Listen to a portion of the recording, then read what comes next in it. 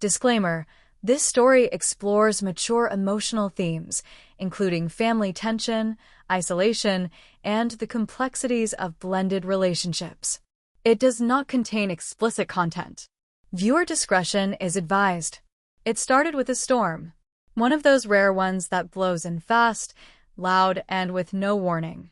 The kind that shuts down roads, knocks out power, and forces people who normally wouldn't speak much to sit in the same room for longer than either of them wants. That's exactly what happened to me and my adult stepson, Ethan.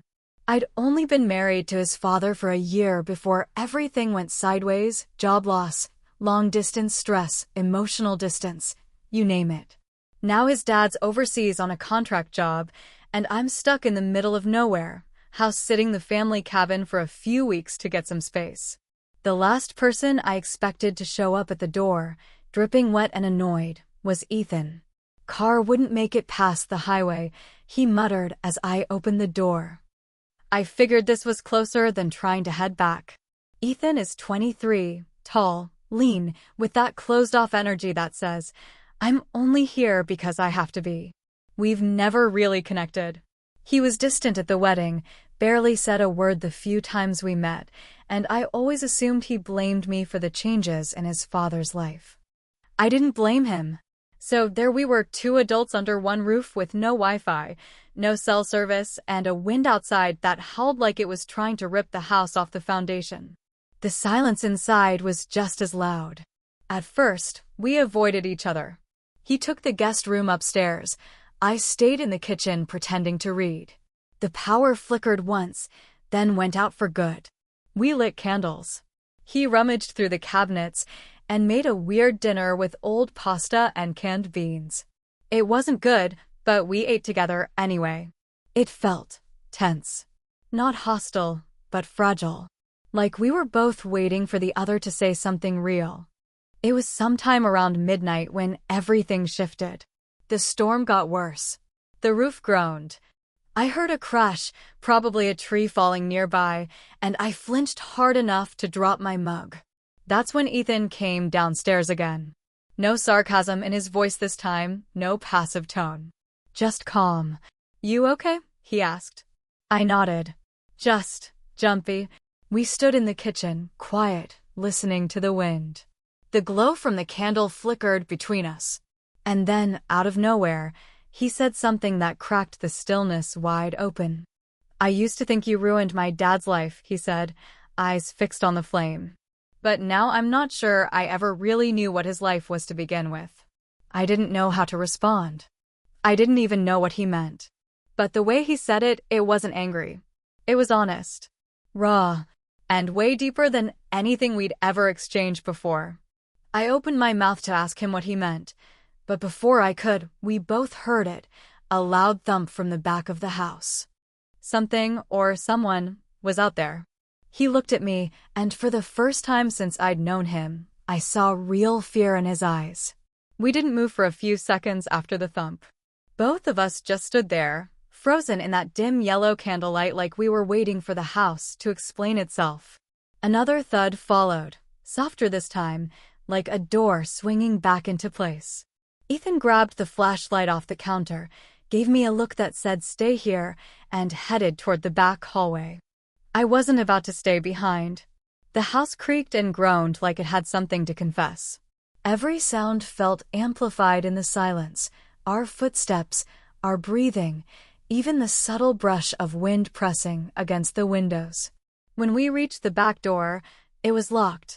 Nothing outside but wind, rain, and the silhouette of the trees shifting like restless shadows. "No one's out there," he said, voice low but uncertain. Maybe something fell from the shed. I wanted to believe that. I really did. But the sound hadn't come from outside. It felt closer. We made our way back to the kitchen without saying much, but the air between us had changed. There was no more passive silence, only tension that neither of us quite knew what to do with. Ethan sat back at the table and rubbed his hands together for warmth. His hoodie sleeves were damp from earlier, and his hair clung to his forehead. He looked younger in that moment. Not like a child, but like someone who'd been carrying too much weight for too long. You said something before, I said, sitting across from him. About your dad, about me. Did you mean it? He hesitated, then nodded. I hated how fast everything changed. One day it was just me and him, struggling through stuff, figuring it out. Then you were in the picture. New house, new routines. He got this look in his eye like he was starting over without me. I felt a lump rise in my throat. I knew he resented me, but I never knew it ran that deep. I didn't try to replace anything, I said quietly. I was just trying to belong. He looked up. I know that now. But back then, I couldn't separate what I felt from what was real. And I guess I still don't know where I fit. The confession hung there, raw and vulnerable. There was so much I didn't know about Ethan. His mother had passed when he was 16. He never talked about it, and his dad never offered much detail. I figured silence was their way of coping. Now, sitting across from him, I realized silence had only buried what needed to be dealt with. I was angry at your dad, too, I admitted, for leaving so quickly after we got married, for expecting me to be okay managing everything, for thinking you and I would just get along by default. We shared a bitter laugh, light but tired. Then the power came back for a second. Just long enough to flash the lights and bring the refrigerator humming to life, before everything went dark again. It was brief, but enough to startle us both. And when the room fell into silence again, we heard something else.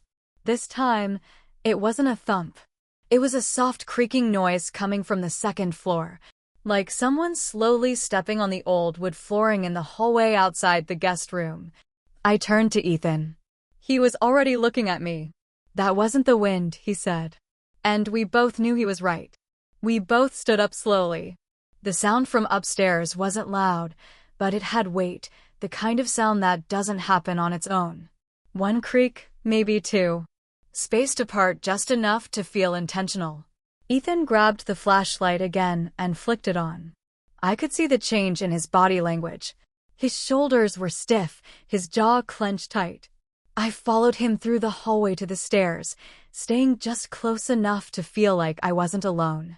We didn't speak. Every instinct said don't go up there, but curiosity and fear have a way of pushing you forward anyway. Halfway up, the light flickered again, but it was just the flashlight's batteries. The house stayed dark. When we reached the top, Ethan aimed the beam down the hallway. Nothing.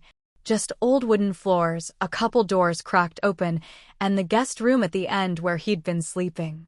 I shut that door earlier, he said under his breath. Now it was slightly open. We walked toward it like we were walking toward something that might bite. I tried to convince myself it was just wind, a draft, the natural groans of a house this old, but none of those things explain what we saw when we stepped inside. The window was open. Not wide, but enough to let in cold air and water. The curtain was soaked and sticking to the wall.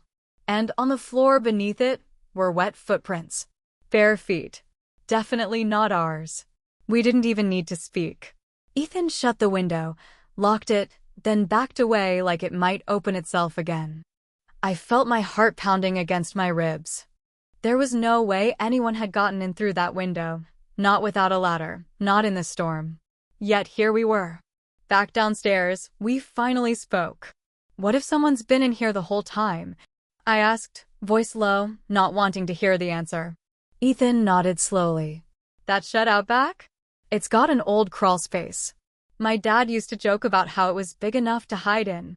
The house felt smaller suddenly. Every sound felt deliberate. I couldn't tell if I was being paranoid or finally aware of something that had always been there.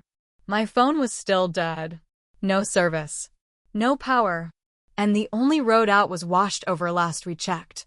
Ethan sat down at the table again, breathing hard, thinking. I could see the wheels turning. This wasn't just fear. This was something else. What are you not telling me? I asked. He paused, then looked at me, like he wasn't sure if saying it out loud would make things worse. When my mom died, he said slowly, my dad lost it for a while. He brought me here, to this house, for a few months. Said it was to get away, to clear his head.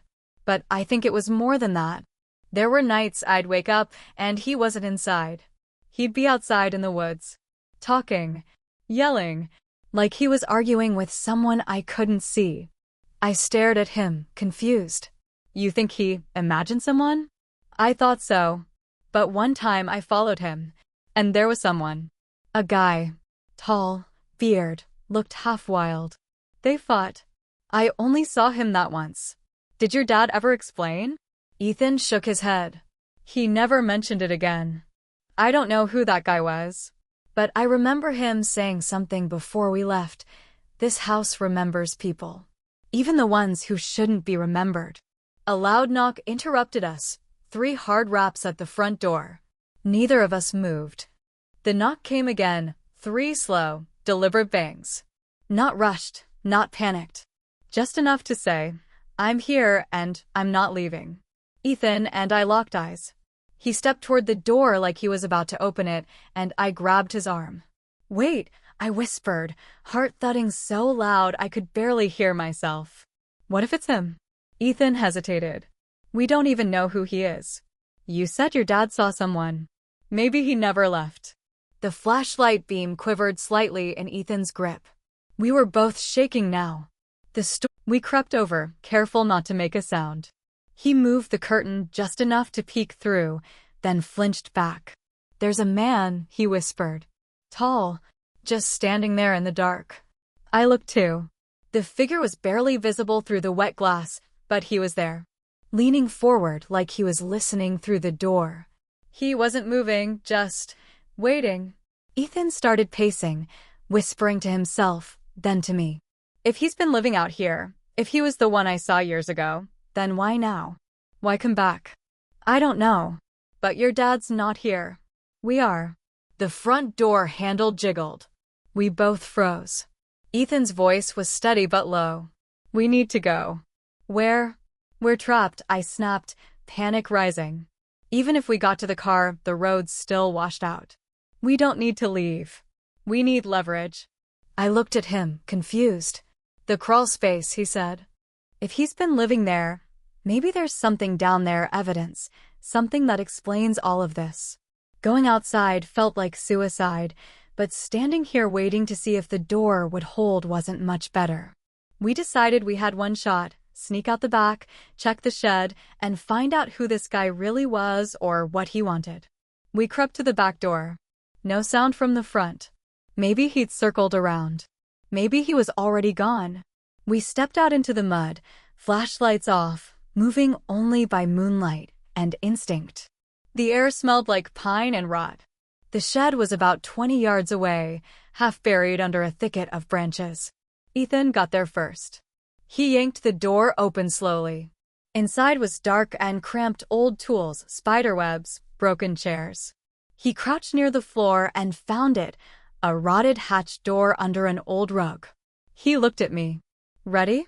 I wasn't. But I nodded. The hatch creaked open. Cold, wet air rushed up. Ethan climbed down first, flashlight now lit. I followed. The crawl space was just tall enough to crouch in. Dirt floor. Old stone walls. Then, farther in, a pile of old blankets, empty cans, and worse, a set of Polaroid photos nailed to the wooden beams. Photos of the cabin. Of the window. Of us. Ethan pulled one down and stared. This one's from tonight. Then we heard it. The hatch above us slamming shut. A heavy click as something locked it from the outside. And footsteps, slow and deliberate, moving away.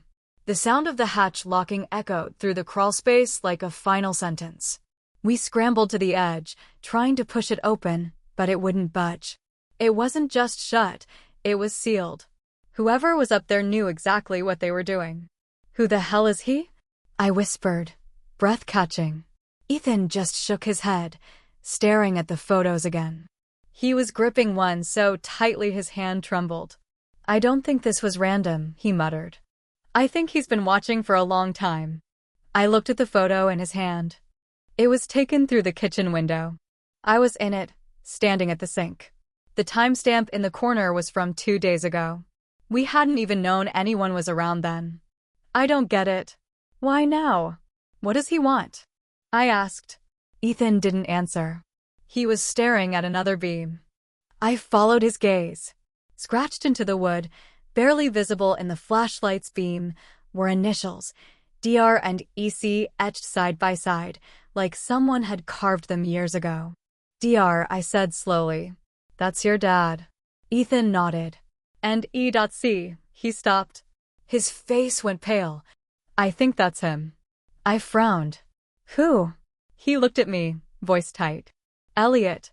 Elliot Carter. My dad's old best friend. From before my mom died. He used to come around a lot until they had some falling out. And you think he's the one out there? I think he never left. We sat in silence, the pieces clicking into place faster than either of us could process. Then Ethan said something that made my skin go cold. My dad said Elliot lost everything. His job, his house, his mind. He used to talk about this place like it was his, not ours. Said he built half the damn shed himself. I started pacing the small crawl space. It didn't make sense. Why would someone hold on to a place this long? Why would they stay hidden for years, and why surface now? And then it hit me. I stopped cold. Ethan, your dad sent me here. Alone. He said it was just to get out of the city, clear my head. He insisted on it, remember. Ethan looked at me, eyes narrowing. You think he knew? No. I think he set me up. Silence. I didn't want to say it, but once the words were out, they didn't stop. What if this whole thing wasn't about us being in danger from some stranger? What if the stranger wasn't the threat? What if your dad was trying to get rid of us? Ethan stared at me like I'd slapped him. No, he said. He wouldn't. He wouldn't. But I could see doubt creeping in. Deep and slow. He knew you hated him for leaving. He knew I was starting to unravel. He sent us here alone, in the middle of nowhere, with no signal, and now we're locked underground with proof someone's been watching us for days. He knew something. He just didn't care what would happen to us. I don't believe that, Ethan said quietly, though his voice was unsteady. I can't. Then, above us, we heard footsteps again. But this time, 2 sets. And then his voice. His dad. Ethan? You down there? The light clicked on overhead. Ethan froze. I grabbed his arm. We looked up through the crack in the boards and saw his father standing with another man. The same one from the photos. Both were looking straight down at us. Neither of them looked surprised. We stared up at them, his father and the stranger, 2 men standing side by side in the beam of the flashlight like they'd rehearsed this moment. The same man who sent me here. The same man who raised Ethan. And now, neither of them looked surprised to see us locked in the dirt. Dad? Ethan's voice cracked. What the hell is going on? His father said nothing at first. He just stared down, then stepped back so the stranger could speak. I built this place with your dad, the man said. Before you were born. Before he forgot who kept him alive when everything fell apart. Ethan's dad sighed, rubbing a hand over his face like he was exhausted. We didn't come here to hurt you. I could barely hold back the rising panic. Then why are we locked in a crawl space while you stand there with him like this is normal? I was trying to fix something, his dad said. I made promises. Years ago. And I broke them. This place, this was supposed to be his. Ethan's eyes narrowed. You mean Elliot's? His father nodded slowly. He lost everything after your mom died. We were supposed to build this cabin together, live here, get away from the noise. But when your mother passed, I disappeared. Took you and vanished. I thought I was doing the right thing, protecting you. I left Elliot behind, and he never forgave me. Elliot stepped closer to the opening, voice calm but cold. You promised me a future, and then you gave it to her. That's when I understood. This wasn't about the house. This wasn't even about Ethan. It was about me. I was the outsider. The replacement. The one who'd taken up space in a home that wasn't meant for me. You brought me here on purpose, I said. As some kind of offering? His father looked ashamed. I didn't think it would go this far. I thought if I brought you 2 together, if you saw what was left here, Maybe it would all fall into place. Maybe Elliot would move on. You locked us in a basement, Ethan snapped. You think that's how people move on? I didn't know he'd lock you in. I didn't stop him, and that was it. The truth. He didn't plan for violence. He just stepped back and let it happen. That betrayal cut deeper than any threat could have.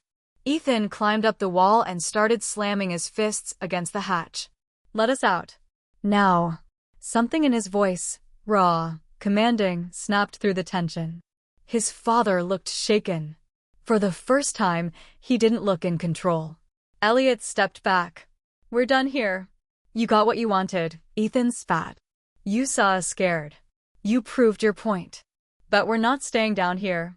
His dad hesitated, then unlocked the hatch. We crawled out, filthy, cold, shaking. Ethan didn't even look at his father as he stormed toward the house. I followed, heart racing.